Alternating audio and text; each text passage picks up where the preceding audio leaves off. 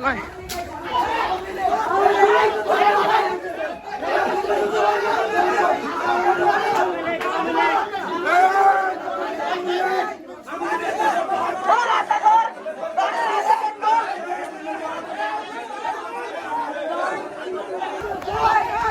থানায়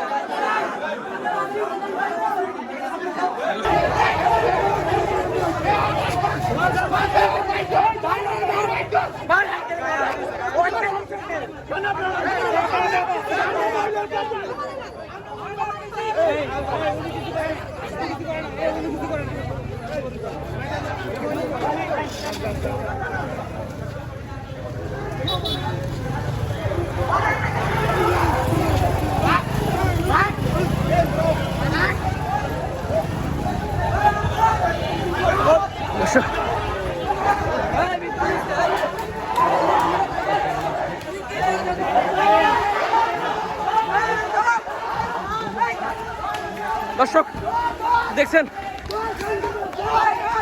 থানায়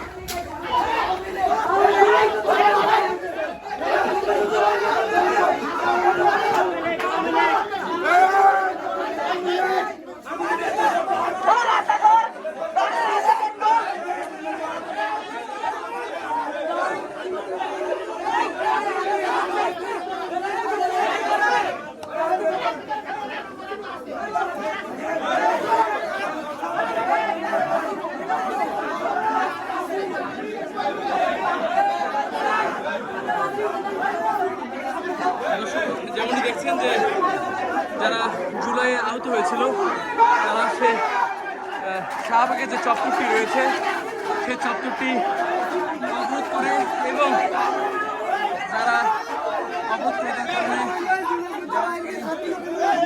সড়কগুলোতে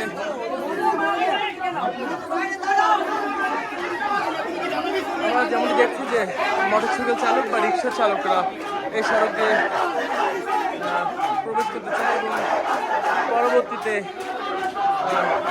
কয়েকটি মোটরসাইকেলকে ধাওয়া করে জুলাই আন্দোলনে যারা আহত হয়েছে যারা দেখছি আমরা আর একজনকে ধরার চেষ্টা করে তিনি সেই মুহূর্তে শাহবাগ যে থানা রয়েছে সে থানার অফিসার ইনচার্জের যে রুম রয়েছে সেই রুমটি ঢুকে দৌড়ে এসে ঢুকে যায় যেমন দেখছি আমাদের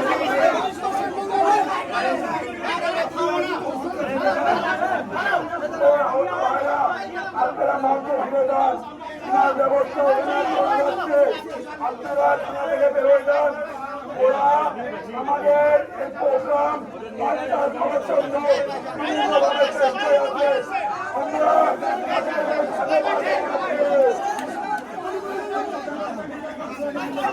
এখন যেহেতু থানা এটা হলো একটা বিয়ে হবে, ঠিক আছে।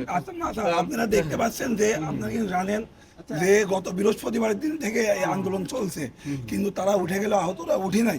কেননা আহতরা এই বেমানিরা করতে পারবে না তাদের শহীদ ভাইদের সাথে।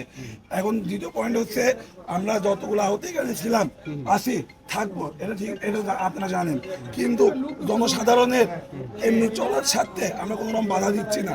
শুধুমাত্র যানবাহন চলাচল ছাড়া, তাছাড়া অ্যাম্বুলেন্স বলেন বা রোগী বলেন তাদেরকে আমরা নির্দায়িত্বে বের করে দিচ্ছি। আমরা কিন্তু কোনো রকম ঝামেলা সৃষ্টি করিনি। আমরা কোনো ঝামেলা কেন আমাদের আহত ভাইদের উপর গায়ে হাত, সে গায়ে হাত তোলার মতো রাইট কি? সে গায়ে হাত দিছে সে উল্টাপাল্টা কথা বলতেছে। ঠিক আছে, এটা আমরা দেখব। সে থাপ্পড় মারলো কেন? এটা আমরা দেখব। এখন ওই পুলিশে ওনাকে জিজ্ঞেস করেন। উনি বলে উনি সেনাবাহিনীর লোক। লাগবে স্যার, ওনার পরিচয়টা লাগবে। একবার বলে পুলিশ, আরেকবার বলে সেনাবাহিনী। উনি দাবি উনি কার্ড দেখাইতে চাইছে, কার্ড দেখাইতে পারেন না, আবার বলছে দাবি স্টুডেন্ট, দাবি না হইতে পারে, স্বাভাবিক উনি পড়াশোনা লোক হইতে পারে। এখন সে দাবি কি সেটাও জানতে আপু হবে। মারবে কেন আমি বুঝলাম না, গায়ে হাত তুলবে কেন? সেনাবাহিনী যখন আসছে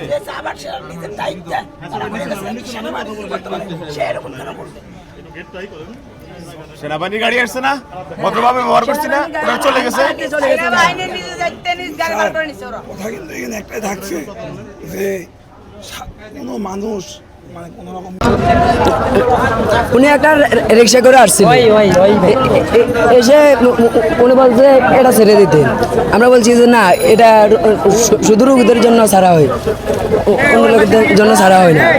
উনি বলে উনি একবার পুলিশের পরিচয় দিতে চাইছিল, পরে আবার সেনাবাহিনী পরিচয় দিচ্ছে। পরে উনি আমাদের গায়ে হাত দিচ্ছে। আমি বলছি না, আপনি এখান দিয়ে যেতে পারেন না, আপনি ঘুরে যেতে হবে। উনি আমার ধাক্কা দিয়েছে। পরে আমরা সবাইকে ডাক দিয়েছি, সবাই আসে, উনি এবার পালাই, ওই দিকে যাই। আমি ওনাকে বলি এবার কই জানে, এবার সে আপনার পরিচয় দেন, আপনি কে।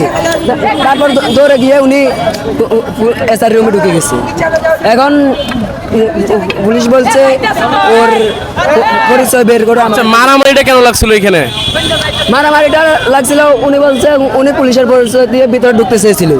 আমরা উনার পরিচয় চেয়েছিলাম, উনি আমাকে ধাক্কা দিয়েছে। আচ্ছা, একটা বিষয় হচ্ছে আজকে সড়কটি কেন অবরোধ করা হয়েছে, এই বিষয়টি আপনাদের কি দাবি এবং আপনাদের পরিচয়টা বলুন।